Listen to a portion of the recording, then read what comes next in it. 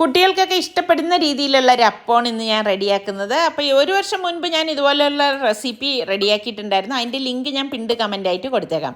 വറുത്ത അരിപ്പൊടിയിലേക്ക് തേങ്ങയും ചോറില്ലാത്തതുകൊണ്ട് ഇഡ്ഡലിയാണ് ചേർത്തത്. പിന്നെ ഉപ്പും പഞ്ചസാരയും വെള്ളവും ചേർത്ത് ഇതൊന്ന് അരച്ചെടുക്കാം.